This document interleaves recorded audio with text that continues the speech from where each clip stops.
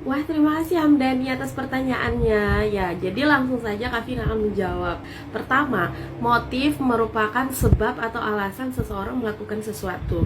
Jadi, apabila dikaitkan dengan tindak pidana pembunuhan atau tindak pidana pembunuhan berencana, maka motif yang dimaksud adalah sebab atau alasan atau latar belakang seseorang melakukan tindak pidana pembunuhan atau tindak pidana pembunuhan berencana. Adapun tindak pidana pembunuhan terbagi atas dua. Yang pertama tindak pidana pembunuhan dan yang kedua tindak pidana pembunuhan berencana. Perbedaan keduanya terletak pada unsur dengan rencana terlebih dahulu dalam delik pembunuhan berencana. Tindak pidana pembunuhan diatur dalam pasal 338 Kitab Undang-Undang Hukum Pidana, yaitu barang siapa dengan sengaja merampas nyawa orang lain dipidana karena pembunuhan dengan pidana penjara paling lama 15 tahun.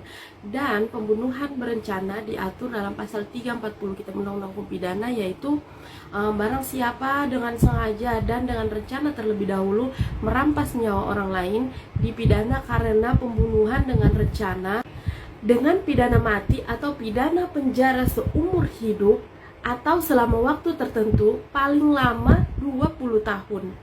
Suatu tindak pidana pembunuhan dapat dikategorikan sebagai tindak pidana pembunuhan berencana apabila memenuhi beberapa unsur, yaitu yang pertama pasti ada perencanaan terlebih dahulu.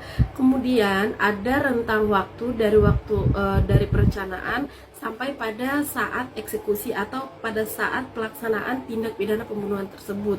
Kemudian tindak pidana pembunuhan tersebut itu dilaksanakan dalam kondisi tenang dan tanpa gangguan, jadi sifatnya terstruktur dan terencana ya.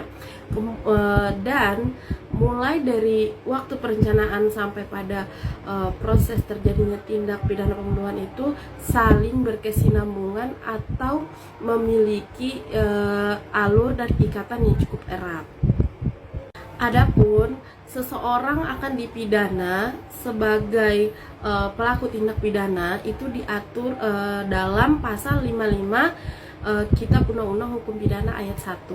Kemudian seseorang apabila dia menjadi penganjur akan dipidana sebagaimana ketentuan pasal 55 Kitab Undang-Undang Hukum Pidana ayat 2. Dan apabila dalam proses tindak pidana pembunuhan ada peran-peran pembantu, maka mereka juga akan dipidana berdasarkan ketentuan pasal 56 Kitab Undang-Undang Hukum Pidana.